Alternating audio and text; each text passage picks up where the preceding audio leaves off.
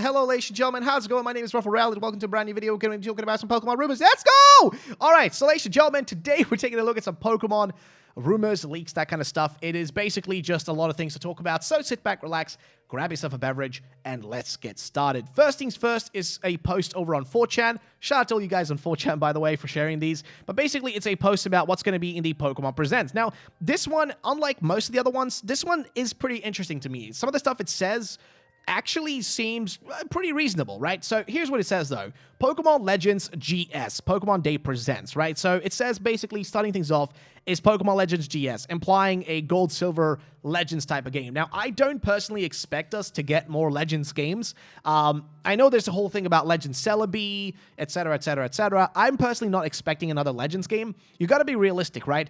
Legends Arceus came out 2 years ago. I don't think in 2 years they'd be able to slap together another game, unless it's in the exact same, like, art style and they can reuse a lot of, like, the assets and stuff. I don't really see the likeliness of them in 2 years developing a whole game based around Johto. I just don't think that's the case. I don't even expect that for, like, something like, you know, Black and White. Even Black and White, I'm not expecting a basic remake or a Legends game. I'm expecting something totally different that they've worked on for a long time. Nonetheless, though, what this actually says here, which is pretty interesting, is the following. It says, revealed as part of Pokemon Day during Pokemon Presentation.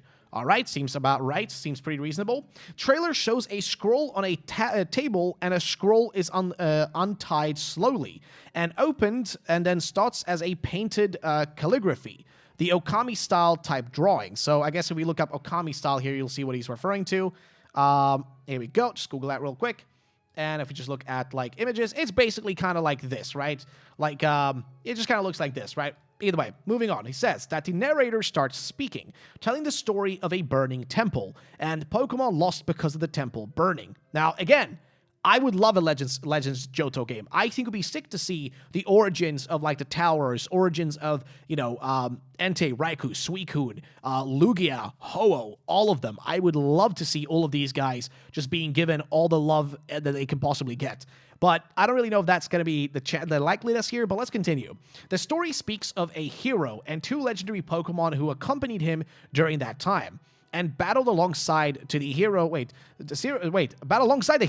to defend a large regional village festival. That just sounds like Kitakami, though, a little bit, doesn't it? That's giving me some Kitakami vibes. But I wouldn't be surprised if, like, they were to make a Legends game. Let's be honest here.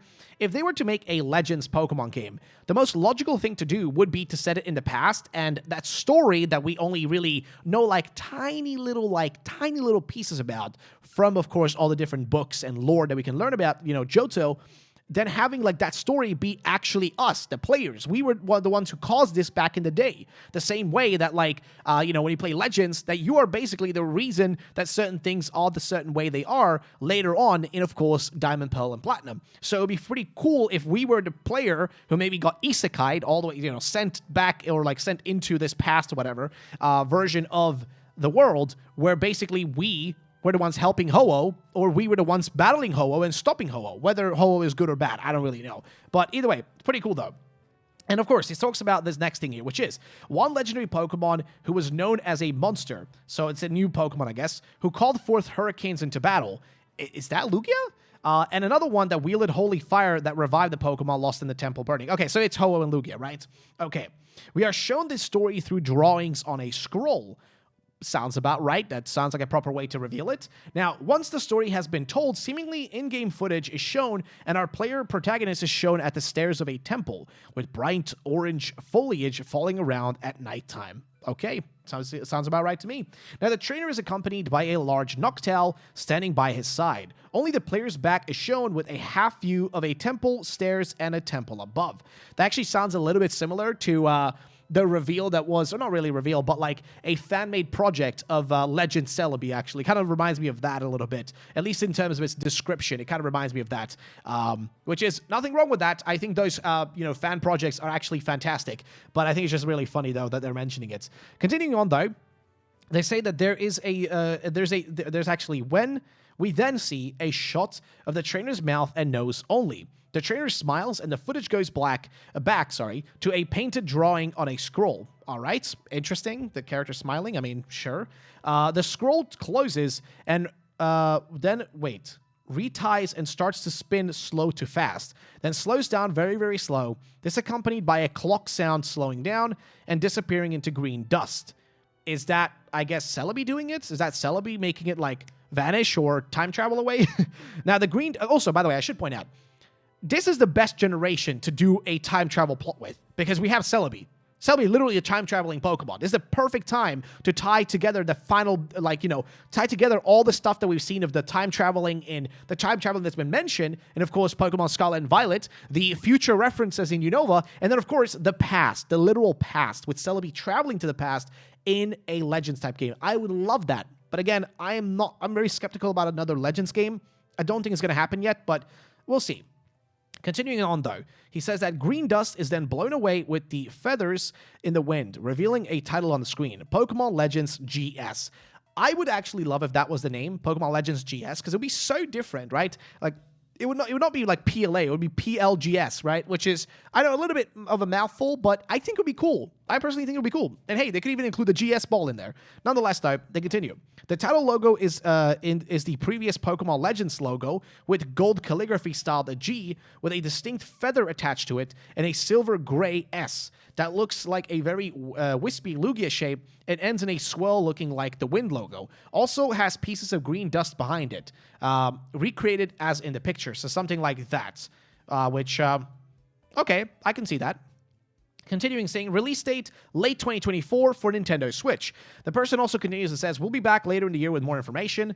So he'll be back later in the duration. Happy Pokemon Day. And then it's just the name of the person, which we're just going to call him Magi or Magi. So this person is the one who posted this. I mean, they're claiming that's their name. They're not even doing this anonymously, which is fine and all. I tried looking the person up if they had any credibility from other stuff. Nothing. So I don't really know what to say with it. I'm going to just say this, okay? I would love a Legends game. There's a lot of things that would make sense with a Legends game, but there's also something I should point out. A Pokemon Legends game also means that they must have developed it very fast. And I don't think a lot of you guys want them to rush a game like that or have them like spamming out a game like that. Because remember, Legends Arceus was more like a literal tech demo that was released. Like it was a game, sure, and it was a decent game and it was a good game. I loved it. I actually think it was the best game we've had in a long time for Pokemon.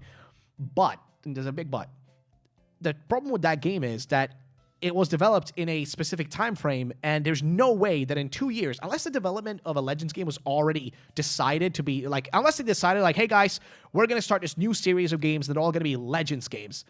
Unless they decided that that was going to be their new direction, I find it highly unlikely, okay, that they would have had enough time in 2 years to slap together another Legends game.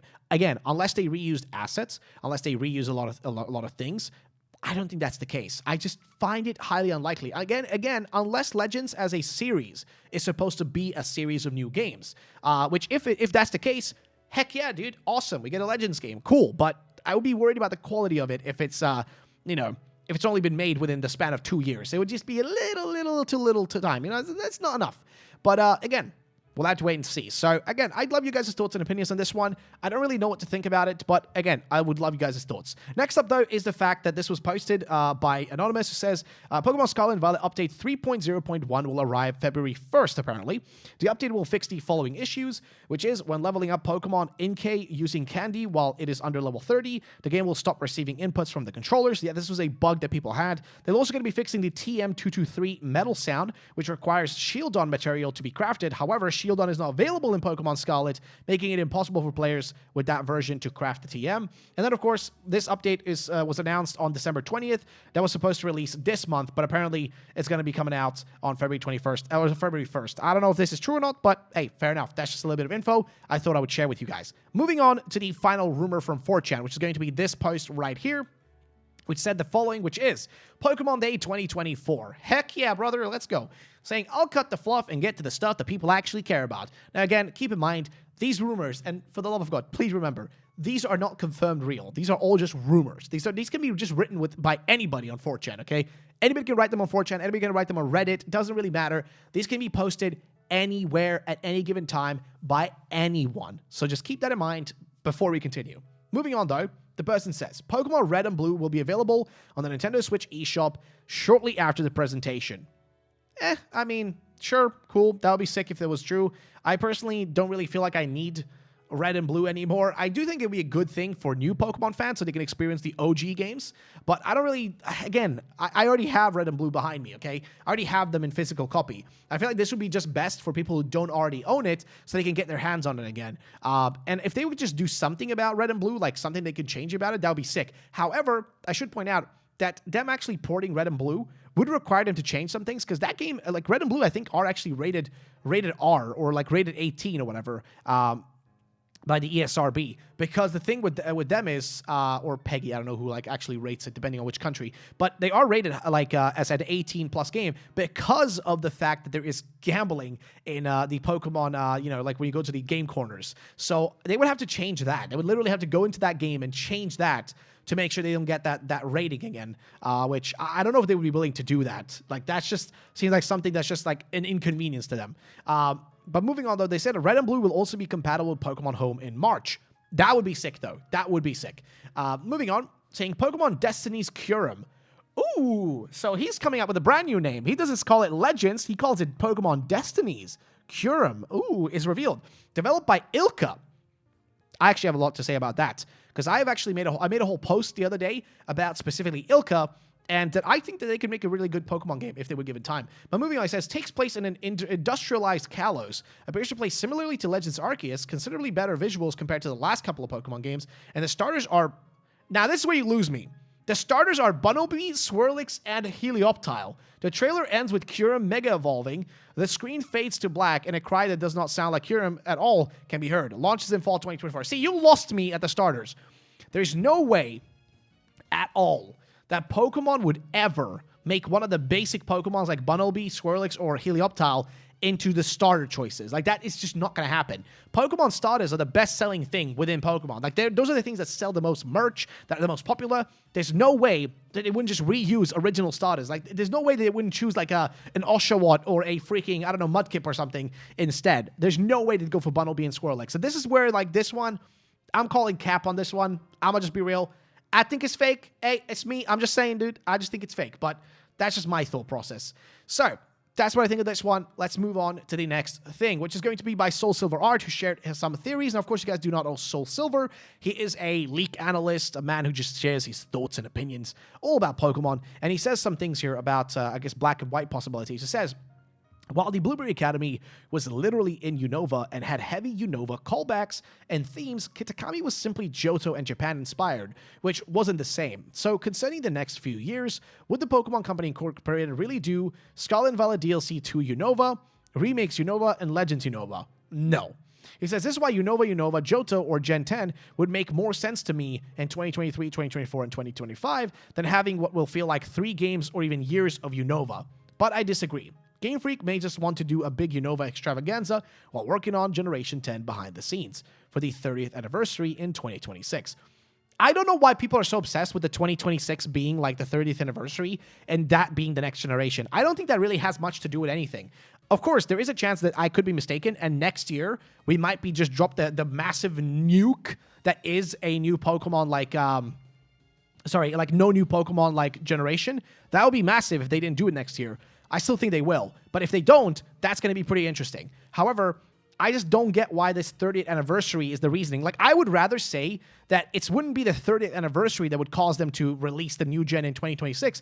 I'd rather say that it would be like, I don't know, something else like, I don't know, delay because of something like Pal World or other games that have shown them they need to do better, like something like that. Or maybe, to match up with the Switch 2 and like, when the next Switch is coming out. I'd use those as better arguments than the 30th anniversary, though I could be totally wrong. I could be totally off base here. But he says that he's wondering why it would be Unova, Johto. Now, I don't think we're going to get a Legends Unova and a Legends and a remake of Unova. That is ridiculous, okay? We're not going to get 2 Unova games like that, unless there is no Johto. If there is no Johto, then maybe, but I still think that would be too much Unova, because like he said, Scarlet and Violet's DLC had Unova as the basis. Having a regular remake of Unova, that's another thing. And then another Legends game, that's just too much, man. That just doesn't seem realistic. Like, it just doesn't seem to, like, make much sense. And then, of course, you see that Jan here saying, I would like to remind you, Game Freak isn't known to make decisions that make the most sense, which is true. With Soul saying at the end here, last thing I'll say is it could always be Johto Remake 2024, Unova Experimental Game 2025 instead. The main idea that's always been behind the Johto theory is that it should be the next to the whole remake calendar, but we know Game Freak like to switch it up. Sure, you say they like to switch it up, but not really. The Pokemon, like, Game Freak have kind of stayed consistent with most of this stuff. Usually, what they've done in the past, though, is that they've skipped a year, right? So, for example, if we go back in time and we look at, like, let's say, the release schedule around, like, let's just look up all the release schedules for Pokemon games. So let's see. Pokemon main game release dates. So if we just look at when they release stuff in the past, right? List of games by release date. So just let's base it off of, like, the official mainline games and not, like, any of the other stuff, because that's where things can get a little bit confusing. So here we go. Looking at the top on the right side here, what you see is the full schedule of Pokemon releases. And this is, I think, based off of Japan, not, like, you know, America. But basically, you had this. Red, blue, and green, right? These were all released in 1996. There was a whole year gap between here, 1997, where nothing came out. Then yellow came out in 1998. So there was a year gap. Now, you can see right here, the last time we had a gap year was 2015. But if you go back before that, we used to have gap years quite often, actually. Like, we had a gap year in 2003, right after Ruby and Sapphire. There was nothing afterwards. But then we had 2 games, actually 3 games if you want to count Colosseum. All 3 of these released in the same year here in 2004. Moving on here, we had the next gap, which was in 2007, between Diamond and Pearl and then Platinum. You know why? Because then they had Heart Gold, Soul Silver next after that. Moving on from that, we had Black and White, but then right after Black and White, which is a new generation, there was nothing until 2012 where we got Black and White 2. Then after that, we had X and Y, the new generation, dropping right after that, followed up by a remake of Omega Ruby Alpha Sapphire. Then we had another gap year. So gap years used to be normal, but they were far and few between. But they used to be normal. You used to have 3 games in a row or 4 games in a row, and then it would just, like, you know, there would be time for a gap year. Thing is, we haven't had that since 2015. So we've gone for, like, 1, 2, 3, 4, 5, 6, 7, 8 years in a row now. 8 Pokemon years in a row where there has not been a single game that's been missed. Now, if you look at what games were released here, they've kind of followed that schedule. Like, all the, like, bold games here is the first entry into new generations. These are new-gen games, right? So, you know, if you look at all the bold ones, usually between each new gen, there is about 3 years. So count, like, 1999's 1 year, 2 years, 3 years, and then I guess this was on actually the 4th year. But on average, there is about 2 games or so, give or take 2 mainline games between each generation. Now, you can kind of see it more clearly when you come down here to, like, the Diamond and Pearl era. So you had Platinum, Heart Gold, so that's 2 games, then the Black and White, and then there was a gap year here, and then Black and White 2. So usually about a 3-year cycle per generation is what's been happening, at least for a while now. Like, even down here, like, you know, X and Y, then there was, like, 3 years until Sun and Moon, then there's 3 years until Sword and Shield, then there's 3 years until Scarlet and Violet, and then logically the next thing should be 3 years until the next game, and the next 3 years would logically put us at 2025. But in terms of them, like, switching things up, it's mostly stayed consistent. The thing that always happens is there is a mainline game and then a third version. Now, of course, that's DLC instead, but it's basically the same thing, okay? DLC and third version, they kind of serve the same purpose. They replaced the third version with the DLC. But basically, that stayed the same. New gen, third version, followed up by either a gap year or a remake. So in this case, Black and White wasn't a remake year, so that's why we didn't get remakes of, you know, Ruby and Sapphire in 2011 or 2012. Instead, we got a gap year and then Black and White.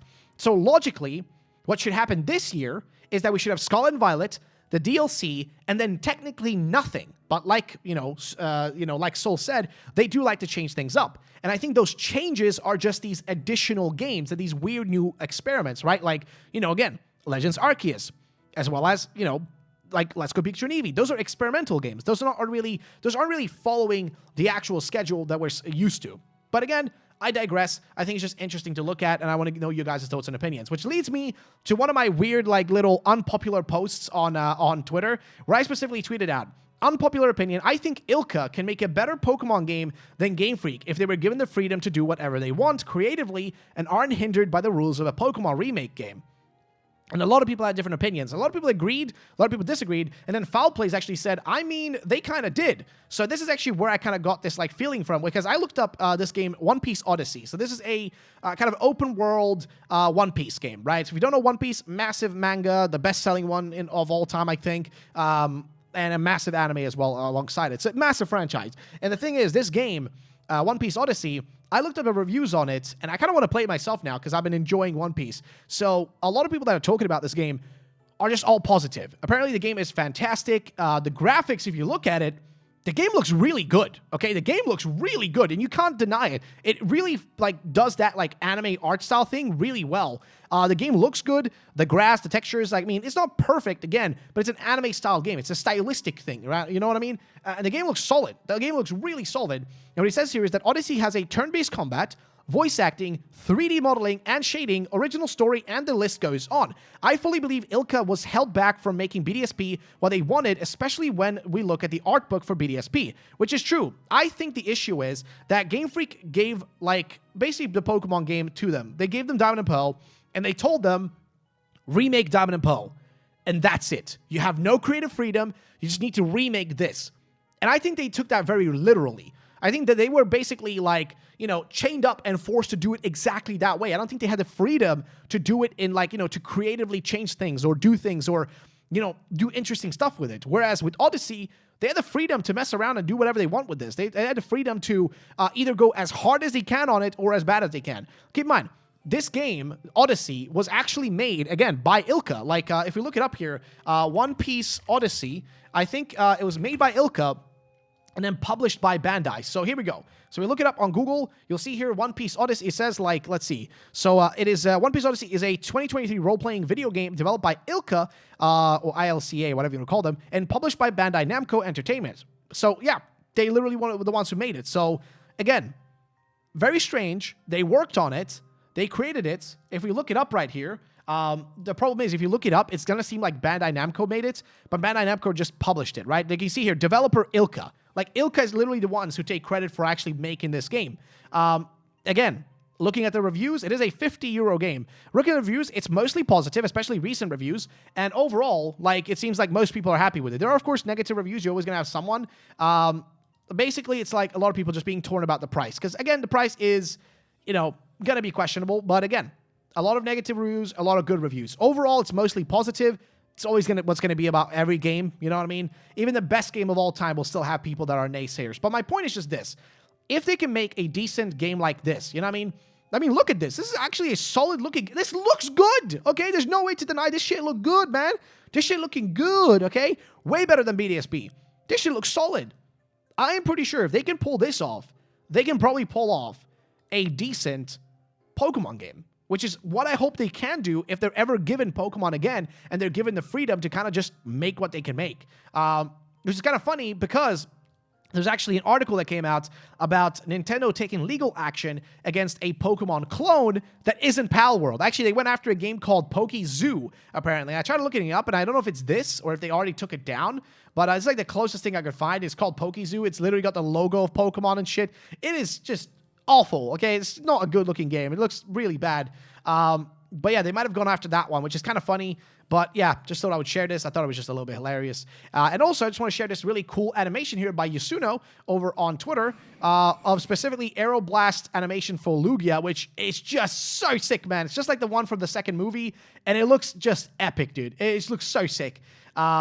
And I really wish they could add these kind of animations into the main games. Like, this shit, like, this makes me want to look at the animations. The actual Pokemon animations, you can't even turn them off in Scarlet and Violet. If they made them look this sick, I would sit through those animations. I would pay to watch them, okay? Because this shit is bussin', dude. This looks sick, man. But yeah, either way, ladies and gentlemen, that's going to be the summarization and end of this video. Thank you all for watching. I'll be seeing you guys in the next one. Peace out, and bye-bye, ladies and gentlemen.